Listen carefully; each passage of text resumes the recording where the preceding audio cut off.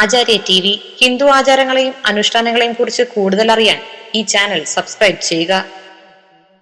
ഇന്നത്തെ എൻ്റെ ജ്യോതിഷ സംബന്ധമായ വിഷയത്തിലേക്ക് എല്ലാവർക്കും സ്വാഗതം.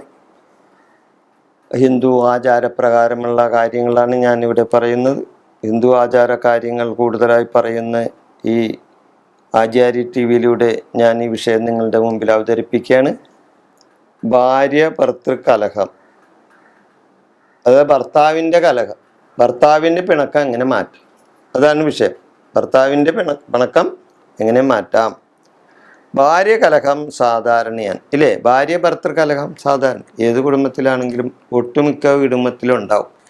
ഭാര്യയും ഭർത്താവും തമ്മിൽ ഒരു സൗന്ദര്യപ്പിണക്കമെങ്കിലും ഇല്ലാത്ത ഭാര്യ ഭർത്താക്കന്മാർ വളരെ കുറവാണ് ഇല്ലേ? നല്ല വിധത്തിൽ ഇരിക്കുന്നവരുണ്ടോട്ടാ, ഇല്ലെന്നൊന്നും പറയാൻ പറ്റില്ല. എന്നാലും ഭൂരിപക്ഷം പേരും തർക്കത്തിലായിരിക്കുള്ളൂ. ഭാര്യ പറയുന്ന ഭർത്താവിന് ഇഷ്ടപ്പെടില്ല, ഭർത്താവ് പറയുന്നത് ഭാര്യയ്ക്ക് ഇഷ്ടപ്പെടില്ല. ഇത് സർവ്വസാധാരണമാണ്. കാരണം രണ്ട് വിവിധ വ്യക്തിത്വങ്ങൾ തമ്മിൽ കൂടിച്ചേരണല്ലേ. അപ്പം പിന്നെ സ്വാഭാവികമായിട്ട് അഭിപ്രായ വ്യത്യാസം ഉണ്ടാവില്ലേ?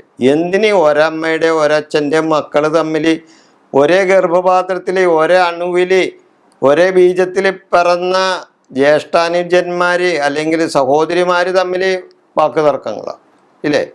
അപ്പം പിന്നെ രണ്ട് കുടുംബത്തിൽ നിന്ന് വന്ന രണ്ട് വ്യക്തികൾ തമ്മിൽ വിവാഹിതയാകുമ്പോൾ തീർച്ചയായിട്ടും രണ്ടുപേരുടെയും വ്യക്തിത്വം ചിലപ്പോൾ രണ്ടും രണ്ടായിരിക്കും. അപ്പോൾ പറഞ്ഞാൽ ഒരാൾ പറയുന്നു മറ്റേ ആൾക്ക് ഇഷ്ടപ്പെടില്ല, അത് സ്വാഭാവികമാണ് ഇല്ലേ? അപ്പം അതിനെന്താണ് ചെയ്യേണ്ടത്? ചില വിട്ടുവീഴ്ചകൾ ചെയ്ത് മുന്നോട്ട് പോകണം. അപ്പോഴാണ് ആ കുടുംബത്തിൽ കുടുംബ ഭദ്രത ഉണ്ടാവുള്ളൂ. ഇല്ലെങ്കിൽ രണ്ടുപേരും വാളും കുരിശും എടുത്ത് അല്ലെങ്കിൽ വാളും പരിചയെടുത്ത് തമ്മിൽ തല്ലി നിന്നാൽ അവിടെ കുടുംബം തകർന്നു പോകും. ആ കുടുംബം തകർന്നു പോകാൻ പിന്നെ വേറെ കാര്യമൊന്നും വേണ്ട. ഭാര്യ ഭർത്താക്കന്മാർ തമ്മിലുള്ള അതല്ല ഇന്ന് എന്തെല്ലാം കാര്യങ്ങളാണ് നമ്മുടെ ലോകത്ത് നടക്കുന്നത് ഇല്ലേ? ഭാര്യ ഭർത്താവിനെ വെട്ടിക്കൊല്ലുന്നു, ഭർത്താവ് ഭാര്യയെ വെട്ടിക്കൊല്ലുന്നു, അങ്ങനെ എന്തെല്ലാം കാര്യങ്ങൾ. അപ്പോൾ അതെന്താണ്? ഇതൊക്കെ ഭാര്യ ഭർത്തൃ കലഹം മൂലം ഉണ്ടാകുന്നതാണ്.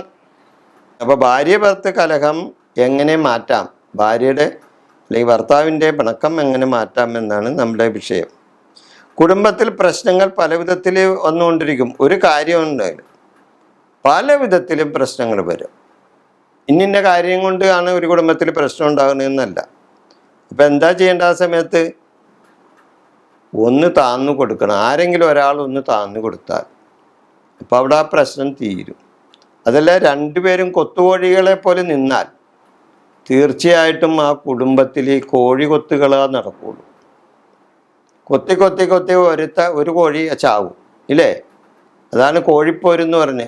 കോഴിപ്പോര് കണ്ടിട്ടുണ്ടോ? അങ്ങനെ ഒരു സാധനമുണ്ട്, അത് നിരോധിച്ചിട്ടുള്ളതാണ് സർക്കാർ. എന്നാലും നമ്മുടെ കേരളത്തിൽ വളരെ കുറവാണ്. തമിഴ്നാട് അതിർത്തിയിലൊക്കെ ഇപ്പോഴും ഉണ്ട്. തമിഴ്നാട്ടിലും തമിഴ്നാട് അതിർത്തിയിലൊക്കെ കോഴിപ്പോര് കൊത്തുകോഴികളെ കൊണ്ടുവന്ന് കൊത്തിക്കും. അങ്ങനെ അവിടെ വാതു വെക്കും. വാതു വെച്ച് അതിന് പൈസ ഇടും.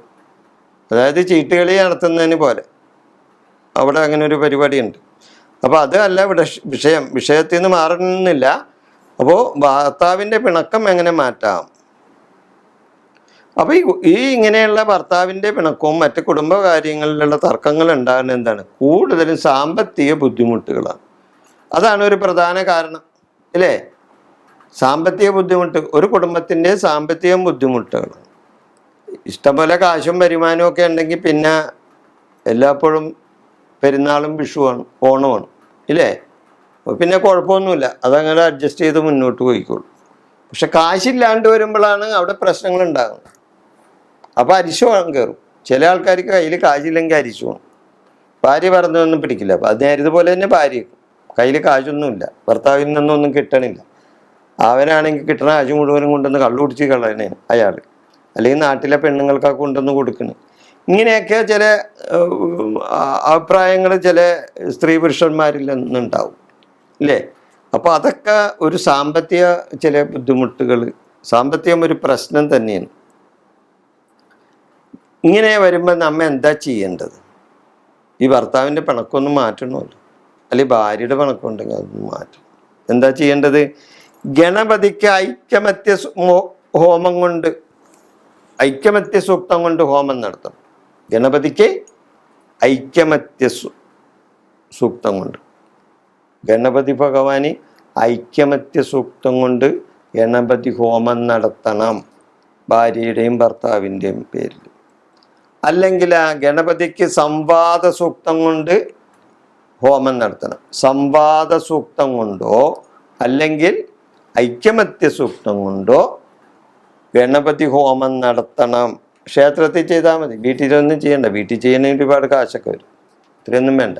ക്ഷേത്രത്തിൽ ചെയ്യുമ്പോൾ കുറച്ച് കാശ് മതി, നിസ്സാര കാശ് മതി. ഒരു ഗണപതി ഹോമത്തിൻ്റെ പൈസ കൊടുക്കണം, പിന്നെ ശാന്തിക്ക് ഒരു ദക്ഷിണ കൊടുക്കണം, അത്രേ ഉള്ളൂ. അപ്പോൾ അത് ചെയ്താൽ വളരെ നല്ലതാണ്. അതേപോലെ തന്നെ ഗണപതിക്ക് ഐക്യമത്യ എന്തുകൊണ്ട് ലക്ഷ്മി നാരായണ പൂജ നടത്തണം. ക്ഷേത്രത്തിൽ ലക്ഷ്മി നാരായണ പൂജ നടത്തിയാൽ വളരെ നല്ലതാണ്. സ്ത്രീകൾ ശിവശക്തി ഐക്യരൂപിണിയെ നമ എന്ന് 108 പ്രാവശ്യം ചൊല്ലണം. സ്ത്രീകൾ എന്താ ചെയ്യേണ്ടത്? ഓം ശിവശക്തി ഐക്യരൂപിണിയെ നമ, ഓം ശിവശക്തി ഐക്യരൂപിണിയെ നമ എന്ന് നല്ല പോലെ പ്രാർത്ഥിക്കണം, ഭർത്താവിൻ്റെ പിണക്കം മാറിക്കിട്ടാനായിട്ട്. അതേപോലെ തന്നെ സ്ത്രീകൾ പതിവശ്യയന്ത്രം യഥാവിധി പ്രകാരം എഴുതി പൂജിച്ച് ധരിച്ചാൽ വളരെ നല്ലതാണ്. പതിവശ്യയന്ത്രം അതായത് അകന്ന് നിൽക്കുന്ന ഭർത്താവിനെ അടുപ്പിച്ചു കൊണ്ടുവരുക എന്നുള്ളതാണ്. പതി എന്ന് പറഞ്ഞാൽ ഭർത്താവ് ഇല്ലേ? പതിവശ്യ, ഭർത്താവിനെ ആകർഷിക്കാം. അങ്ങനെ പതിവശ്യയന്ത്രം എഴുതി ധരിച്ചാൽ തീർച്ചയായിട്ടും അവിടെ അവർ തമ്മിലുള്ള ഭാര്യ ഭർത്താക്കർ തമ്മിലുള്ള അകൽച്ച മാറിക്കിട്ടും. അപ്പോൾ ഇങ്ങനെയുള്ള കാര്യങ്ങൾ ചെയ്താൽ ഒന്ന് ഗണപതിക്ക് ഐക്യമത്യ സൂക്തം കൊണ്ടോ സംവാദ സൂക്തം കൊണ്ടോ ഹോമം നടത്തണം. അതോടൊപ്പം ലക്ഷ്മി നാരായണ പൂജ നടത്താം. സ്ത്രീകൾ ശിവശക്തി ഐക്യരൂപിണിയെ നമ എന്ന് 108 ചൊല്ല. പതിവശ്യയന്ത്രം എഴുതി ധരിക്കും. ഇങ്ങനെയൊക്കെ ചെയ്താൽ ഭർത്താവിൻ്റെ അകൽച്ച മാറിക്കിട്ടും. വിഷയം ഞാനിവിടെ അവസാനിപ്പിക്കുന്നു. നന്ദി, നമസ്കാരം.